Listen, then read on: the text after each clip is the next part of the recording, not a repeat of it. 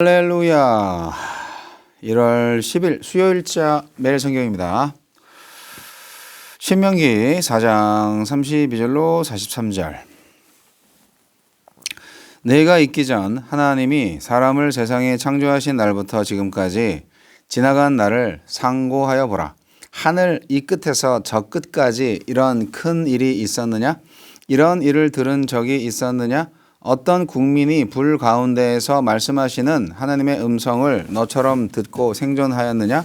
어떤 신이 와서 시험과 이적과 기사와 전쟁과 강한 손과 편팔과 크게 두려운 일로 한 민족을 다른 민족에게서 인도하여 낸 일이 있느냐? 이는 다 너희의 하나님 여호와께서 애굽에서 너희를 위하여 너희의 목전에서 행하신 일이라. 이것을 내게 나타내심은 여호와는 하나님이시요 그 외에는 다른 신이 없음을 내게 알게 하려 하심이니라. 여호와께서 너를 교훈하시려고 하늘에서부터 그의 음성을 내게 듣게 하시며 땅에서는 그의 큰 불을 내게 보이시고 네가 불 가운데서 나오는 그의 말씀을 듣게 하셨느니라. 여호와께서 내 조상들을 사랑하신 고로 그 후손인 너를 택하시고 큰 권능으로 친히 인도하여 애굽에서 나오게 하시며 너보다 강대한 여러 민족을 네 앞에서 쫓아내고 너를 그들의 땅으로 인도하여 들여서 그것을 내게 기업으로 주려 하심이 오늘과 같으니라. 그런즉 너는 오늘 위로 하늘에나 아래로 땅에 오직 여호와는 하나님이시요 다른 신이 없는 줄을 알아 명심하고 오늘 내가 네게 명령하는 여호와의 규례와 명령을 지키라.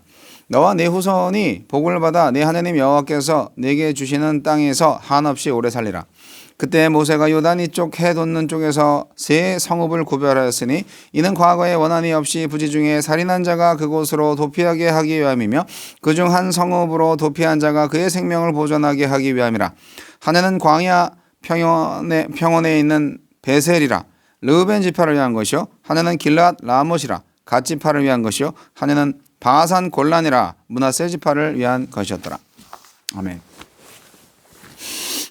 비교할 수 없는 하나님. 모세는 과거 이스라엘의 실패와 구원 역사 회고를 마무리하면서 가나안에 들어갈 새로운 세대에게 유일하신 하나님께만 순종할 것을 당부합니다. 하나님은 어떤 분입니까? 하나님은 열재앙과 홍해를 가르는 기적을 통해 이스라엘 백성을 바로의 소나기에서 건져내셨으며 호렙산에서 친히 음성을 들려주시며 이스라엘 백성과 언약을 맺고 율법을 주셨습니다. 하나님은 이를 통해 이스라엘이 참된 신은 하나님뿐임을 알기를 바라셨고 이방 민족의 길이 아닌 하나님의 교훈을 따라 살기를 바라셨습니다.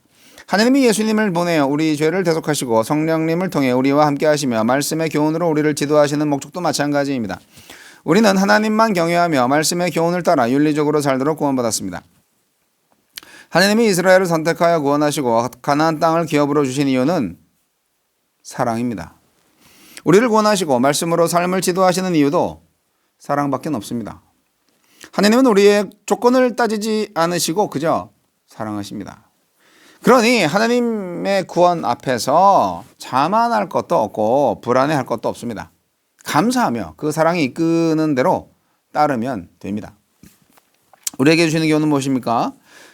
하나님이 우리에게 주신 사랑과 우리를 위해 이루신 위대한 구원 역사를 나만의 특권으로 인식하면 안 됩니다. 하나님이 이스라엘을 선택하여 구원하신 것은 그들을 통해 모든 민족을 구원하기 위함이고 그들에게 복을 주신 것도 그들을 통해 모든 민족에게 복을 주기 위함이었습니다.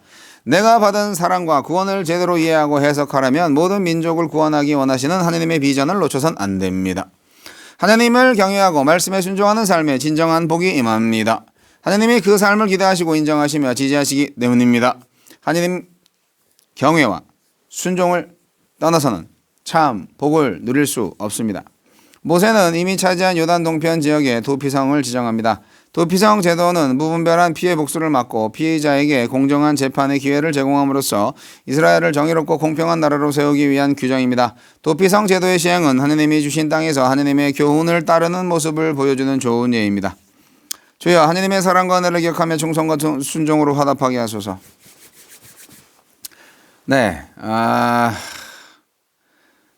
하나님에 대해서 이제 새로운 세대들이 제대로 알아야 될 텐데 모세 할아버지가 이렇게 새로운 세대들한테 설교를 하시는 게 얼마나 간절했을까라는 생각이 들기는 합니다. 모세는 이스라엘 백성에게 하나님이 누구인지를 가르쳐 주고 싶으셨죠. 근데 사실 경험을 몸소 해도 믿음이 없어진 그 구세대들 보면은 이스라엘 백성들은 참 간사하다 생각은 들어요. 하나님은 정말 나 외에 다른 신은 없다에 합당한 신입니다. 하나님처럼 역사를 관통해서 일관되게 약속하고 그리고 신실하게 그 약속을 이룬 신이 있었는가 하는 것을 말해주고 있습니다. 살아계신 하나님, 인격적인 하나님이 우리 이스라엘 하나님이다 하는 건데요. 우리가 섬기는 하나님이시기도 하죠. 근데 그분이 위대함은 그분이 먼저 우리를 사랑하셨기 때문입니다. 그래서 하나님의 사랑을 받은 우리들이 살아남을 수 있는 방법은 딱 한 가지 있습니다. 오직 순종입니다. 복을 누릴 길도 딱 한 가지, 순종입니다. 순종으로 하나님의 사랑에 응답하는 겁니다. 하나님을 믿고 하나님께 순종하는 것. 뭐 100번, 1000번, 10,000번 얘기해도 똑같은 말인데 하나님의 창조의 말씀에 순종으로 참여해서 말씀으로 세상을 창조하신 하나님께서 여전히 그 말씀으로 우리의 나라를 친히 창조하시도록 그렇게 인격적으로 믿고 사랑하는 것이 필요합니다. 하나님이 하실 거거든요. 하나님이 하라는 대로 하면 되거든요. 꼭 내 마음대로 하려고 그래요. 모세는 이렇게 하나님은 정말 어떤 다른 신보다도 비교할 수 없는 하나님이시다라고 말을 하면서 도피성에 대한 얘기를 또 첨부합니다. 요단 동편 땅에 3개의 도피성을 마련했죠. 야, 이 도피성이라는 게 참 죄를 짓고 죽을 죄를 지었는데 그 도피성에 들어가면 그를 잡을 수가 없어요. 물론 도피성에 들어가면 그 사람은 도피성에서 그냥 살아야 되겠죠. 그러니까 스스로 감옥이네. 그래도 과거 이스라엘 그 고대 사회 그거는 그 복수를 한다는 것은 상대방을 그냥 죽여버리는 거기 때문에 목숨은 살아남을 수 있는 거죠. 거기 들어가면. 그래서 이것은 어떻게 보면 하나님의 사랑을 그대로 표현한 것이죠.